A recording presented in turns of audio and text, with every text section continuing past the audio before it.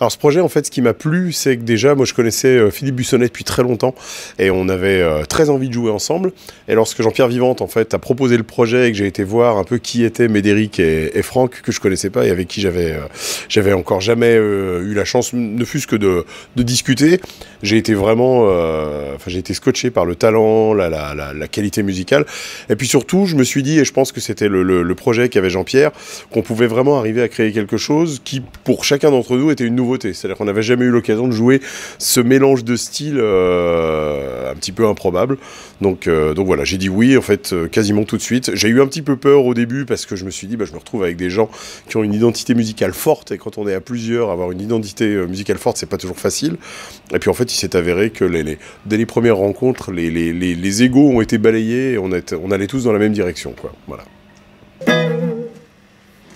Alors la musique du groupe, elle est très difficile finalement à décrire et en même temps très facile parce que pour les gens qui connaissent notre identité à chacun, on retrouve des éléments qui sont vraiment chez Médéric, on va dire plus teintés de jazz, de fusion, d'une écriture presque cinématographique.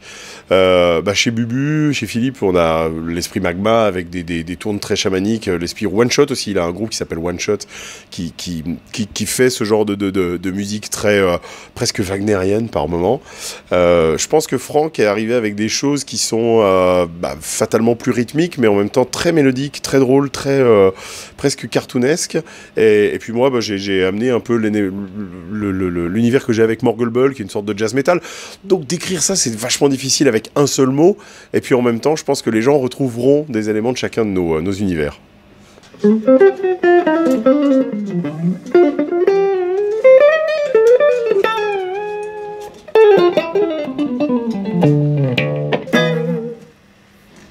Alors le matériel que j'utilise dans Waxin, c'est un tout petit peu différent de ce que j'ai d'habitude, parce que justement je voulais éviter d'avoir uniquement ce son, on va dire plus métal moderne que j'ai d'habitude. Donc fatalement, j'ai toujours une de mes Vigier. Alors là, il n'y a pas de guitare attribuée particulièrement à ce groupe, sauf que voilà, en ce moment c'est celle-ci qui a un très joli nom de code qui s'appelle Yvette, parce qu'elle ressemble un peu à l'accordéon d'Yvette Horner. Alors elle a quelques spécificités, donc bien sûr c'est une Vigier. Anniversary, la seule différence par rapport à mes Vigier habituel, c'est qu'il y a un micro Four Season Pickups qui est un luthier hollandais qui fait des micros sur mesure et qui a proposé de me faire une série. Moi j'ai des barrettes extra jumbo sur chacune de mes guitares et sinon pour le reste c'est une Supra assez standard.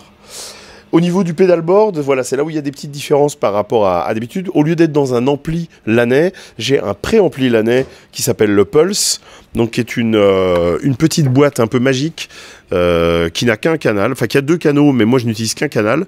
Donc c'est un préampli à lampe qui, si on veut le brancher dans la sono, a une simulation de haut-parleur qui fait aussi carte son. Mais en fait, là, je l'utilise vraiment comme préampli où je rentre donc dans le... Préampli Laney, c'est cette petite boîte? C'est celui-là, là, ouais. C'est ça. Hein. Ça s'appelle le Pulse, qui rentre donc dans le G3X de chez Zoom. J'ai un petit boost juste pour me monter en solo. Et en fait, en amont du préampli, j'ai donc une wah-wah et cette pédale de volume qui me sert en fait c'est le bouton de la guitare. C'est-à-dire que ça me sert uniquement pour mettre plus de gain, moins de gain. Je l'utilise pas comme une pédale de volume. Et puis je rentre ensuite dans la partie Power Amp In de n'importe quel ampli. Alors là, voilà, je me retrouve ce soir avec un Fender, mais c'est... mais ça pourrait être autre chose. Ça pourrait être autre chose, parce que le son, en fait, ce sera pas l'ampli, ce sera véritablement le préampli qui va le générer.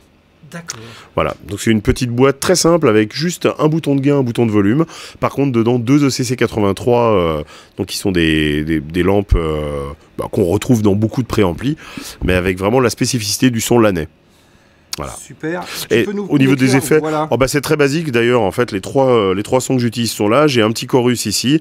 J'ai une espèce de délai réverbéré pour les ambiances un petit peu plus éthérées. Et ici, en fait, j'ai un pitch qui est calé sur la carte que j'utilise dans un morceau. Et puis en fait, avec la pédale d'expression, je mixe le délai. C'est-à-dire que j'ai plus ou moins de délai en fonction des ambiances. Alors en fait, voilà, mon son de base, en fait, j'ai pas de son clair, moi. C'est un son déjà crunch. En fait, je fais le son clair en choisissant, par exemple, la position 4 et en baissant très légèrement le volume. Et là, ça c'est mon son tout nu, il n'y a aucun effet là. Alors moi, ce que je peux faire avec la pédale d'expression, c'est rentrer un peu de délai. Tu vois, juste pour donner un peu de profondeur au son.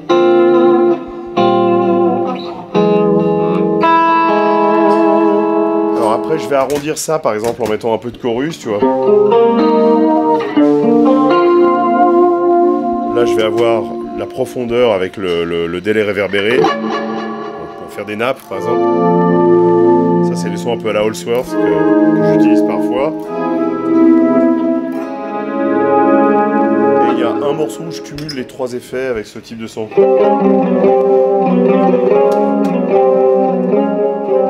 Regardez, c'est Philippe Bussonnet qui passe derrière, le bassiste héros, qui a écrit d'ailleurs le morceau dans lequel j'utilise tous les effets en même temps. Puis après, pour le reste, c'est très basique parce que lorsque je veux plus de disto, en fait, j'appuie sur la pédale de volume et en fait, je passe d'un son crunch à un son saturé.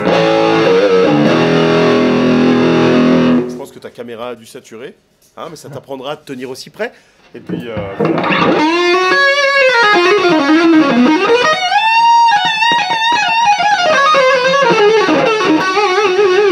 C'est très basique, mais ça me convient bien.